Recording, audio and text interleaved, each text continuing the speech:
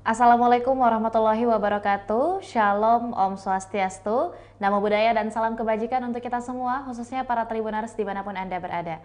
Senang sekali rasanya pada sore hari ini saya Anissa Husnuzan dapat kembali menyapa Anda dalam Breaking News Tribun Timur edisi Selasa 18 Juli 2023. Nah, untuk para Tribuners, satu informasi penting dan juga aktual untuk kita ketahui bersama sekaitan dengan rusak parahnya sejak 4 tahun lalu hingga kini jembatan penghubung antara desa Tanah Karaeng dan juga desa Moncongloe, Kecamatan Manuju, Kabupaten Goa, Sulawesi Selatan tak kunjung diperbaiki dan hingga saat ini pun pasca diterjang banjir bandang sejak tanggal 22 Januari 2019 silam masih belum juga mendapatkan perbaikan dari pihak pemerintah dan saat ini kondisinya para tribuner semakin memarah, semakin parah dan juga semakin tidak layak untuk dilintasi oleh pengendara khususnya dengan bobot yang cukup besar.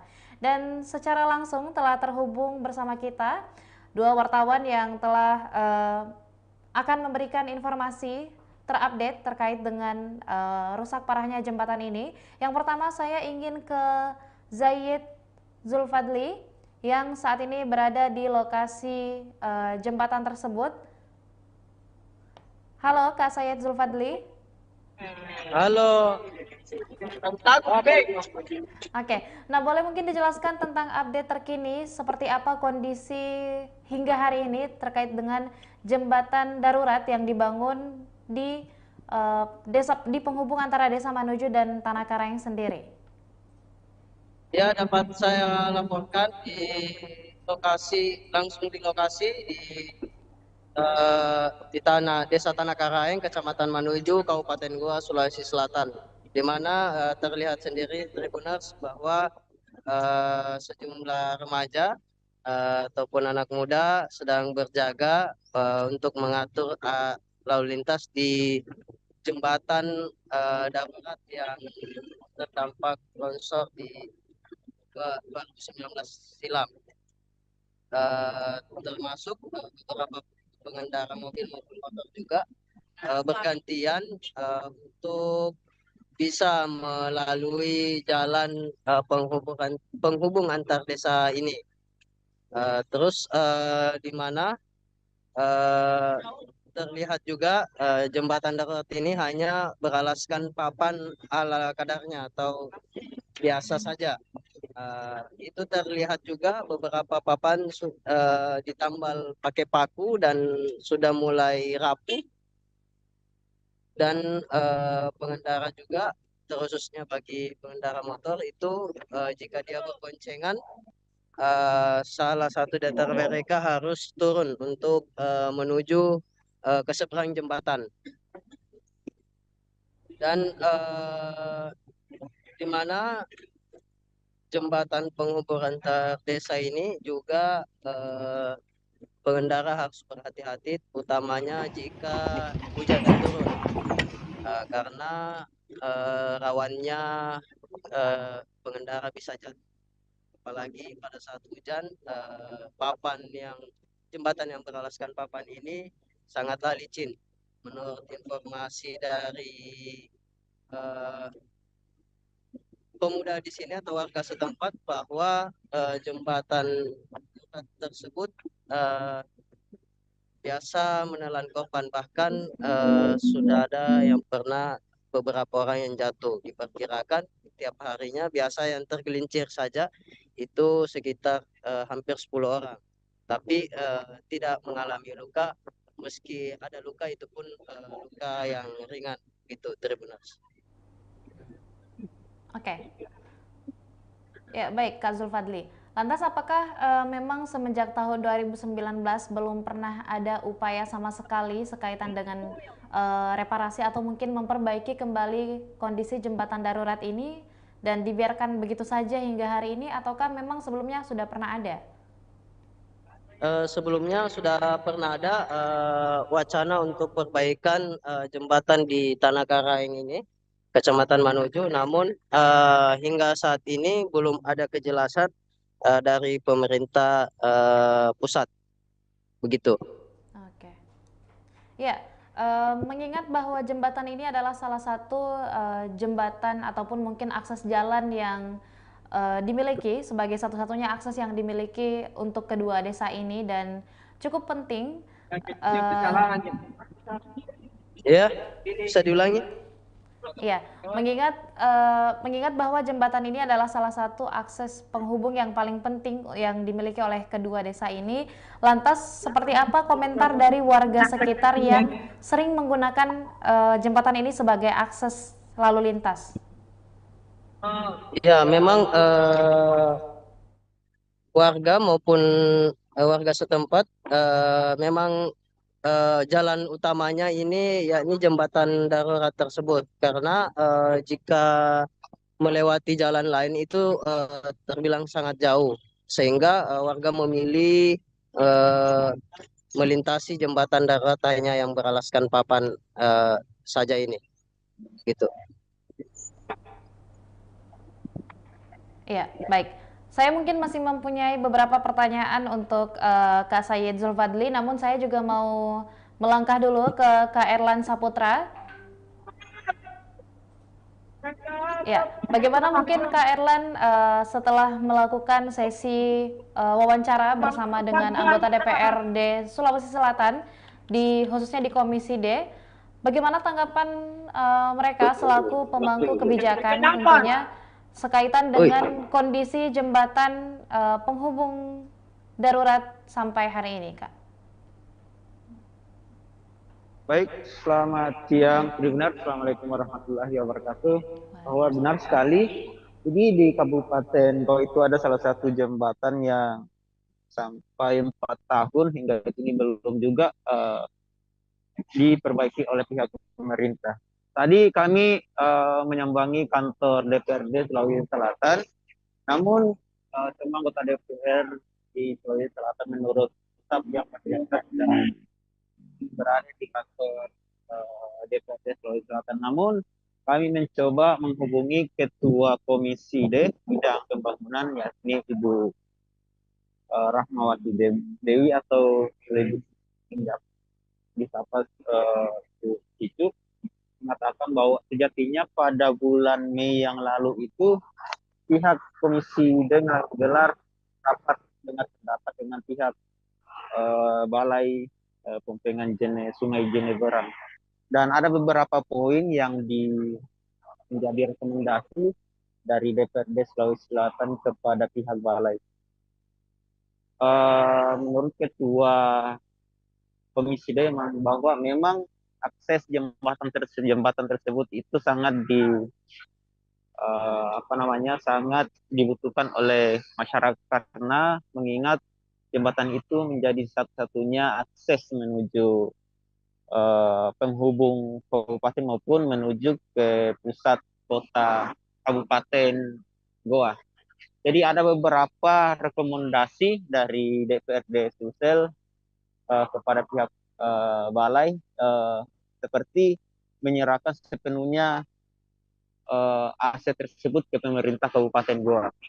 Jadi bisa saya bacakan mengenai 4 poin yang menjadi hasil RDP beberapa waktu yang lalu. Yang pertama itu adalah kepada Balai Besar Wilayah Sungai Jembatan Jeneberang Sulawesi Selatan segera melakukan pelimpahan aset ke Kabupaten Goa sehingga jembatan tersebut menjadi jelas siapa yang bertanggung jawab untuk pemeliharaan dan lain-lain. Komisi D DPRD Sulsel secara khusus meminta proses administrasi pelimpahan aset tersebut agar dapat diselesaikan pada bulan 3 tahun 2024 mendatang.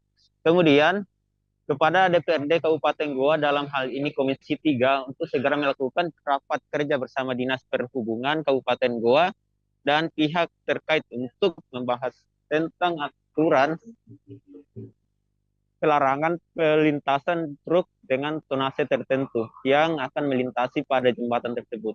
Kemudian yang ketiga kepada pihak Balai Jalan Nasional Sulawesi Selatan melihat aturan yang memungkinkan dalam memberikan bantuan pemeliharaan dari jembatan tersebut apabila dimungkinkan. Kemudian yang terakhir itu kepada Dinas PU Kabupaten Goa agar berkoordinasi dengan Dinas PUTR Provinsi Sulawesi Selatan untuk bersama-sama melakukan komunikasi intensif dengan Balai Besar Pelaksanaan Jalan Nasional terkait penanganan jalan nasional yang membutuhkan perhatian termasuk jembatan Nelata di Kabupaten Goa. Namun tadi ketika kami wawancara dengan Ibu Ketua, hingga saat ini pihak pelimpahan aset dari pihak Balai Nasional ke Pemkab Kabupaten Goa itu belum juga menemui titik terang. Ibu Ketua mengakui bahwa proses tersebut membutuhkan waktu yang cukup panjang sehingga saat ini belum juga dilakukan. Beliau menyadari bahwa memang masyarakat itu saat ini mendesak pemerintah untuk segera melakukan perbaikan jembatan mengingat karena itu merupakan satu-satunya akses perekonomian masyarakat untuk menjual hasil bumi dari Kabupaten Goa menuju ke pusat kota. Seperti itu, saya kembalikan ke rekan kami di Timur. Ya, baik. Terima kasih Saudara Herlan. Selanjutnya saya ingin kembali ke Zayed Zulfadli yang masih berada di lokasi jembatan di Sungai Jeneberang yang merupakan jembatan penghubung antara dua desa yang berada di Kabupaten Goa. Nah, hingga hari ini terlihat beberapa mungkin aktivitas warga setempat yang menjadi juru kendaraan saat ingin melintas di jembatan darurat tersebut. Lantas, benarkah bahwa itu malah kemudian dijadikan sebagai ladang usaha oleh warga sekitar? Kak Zayed Zulfadli? Iya, di mana beberapa warga memang benar bergantian berjaga menjadi juru jalan di jembatan darurat ini, dan mereka juga meraup penghasilan seadanya jika diberi oleh pengendara yang melintas di jembatan tersebut. Biasanya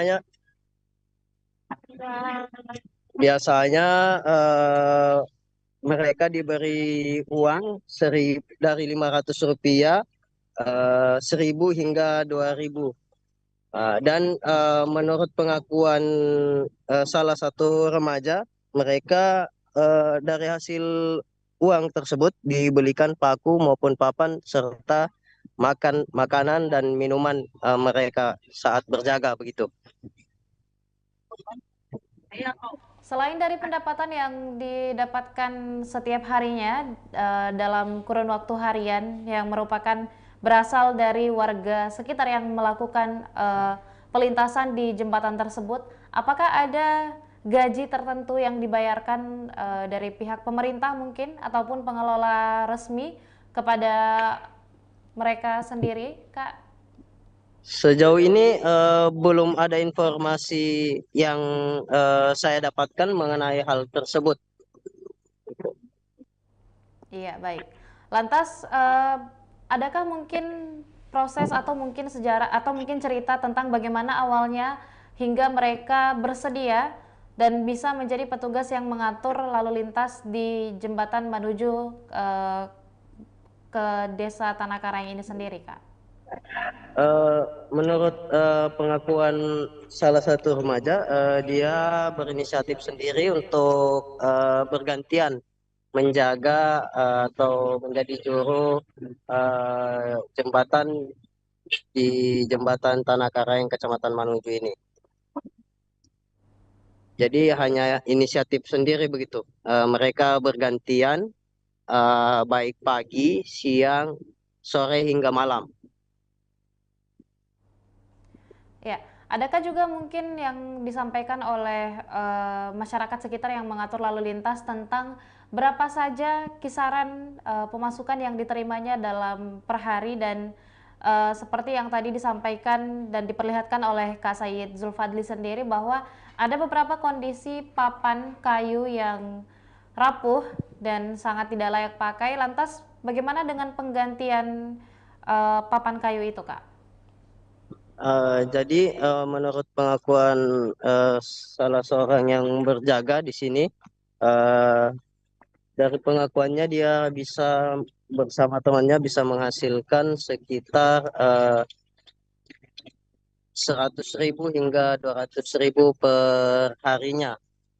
Nah, terus uang tersebut dipakai untuk dari pengakuannya dipakai untuk membeli paku atau makanan serta minuman ketika berjaga di jembatan tersebut. Ya, mengingat ini adalah salah satu akses jalanan yang digunakan setiap saat, lantas apakah memang orang-orang yang berjaga itu melakukan aktivitas penjagaan selama 24 jam termasuk di dini hari? Ya, menurut warga setempat memang benar bahwa mereka berjaga 24 jam, tapi bergiliran. Jadi ada yang berjaga pada pagi hari hingga jam 12 atau jam 1 siang, kemudian bergantian lagi dari jam 12 atau jam 1 siang itu sampai jam 5 sore. Kemudian ada lagi yang khusus jaga malam hingga subuh atau pagi harinya. Lantas mungkin apa yang menjadi harapan terbesar bagi warga sekitar khususnya yang sering atau mungkin perlu untuk menggunakan akses jembatan ini, Kak Said? Ya tentu harapan mereka agar pemerintah segera memperbaiki jembatan darurat atau jembatan yang tidak layak pakai lagi ini segera diperbaiki. Sebab sudah banyak yang menelan korban dan apalagi bagi yang ingin bekerja maupun bersekolah harus melintasi jembatan ini. Sehingga harapan warga, saya ulangi kembali, agar pemerintah segera memperbaiki jembatan tersebut. Demikian. Terima kasih Kak Said. Nah, selanjutnya para Tribuners, kita sebelumnya telah melakukan wawancara juga terhadap beberapa warga sekitar. Ya, dan juga tentunya seperti yang disampaikan oleh Kak Said sendiri bahwa diharapkan bersama adanya solusi yang hadir dari pemerintah dan juga Dewan Perwakilan Rakyat Daerah selaku pemangku kebijakan untuk segera memperbaiki dan juga memberikan akses transportasi yang layak khususnya sebagai pengganti jembatan darurat yang ada di Desa Manuju dan juga menghubungkannya ke Desa Tanah Karaeng. Seperti halnya juga ini sudah mengingat telah memasuki sekitar 4,5 tahun sejak jembatan tersebut roboh dan hingga hari ini tidak ada juga tindak lanjut yang kemudian membuat jembatan ini menjadi layak untuk digunakan dan juga sebagai moda transportasi untuk masyarakat sekitar khususnya dalam perekonomian masyarakat.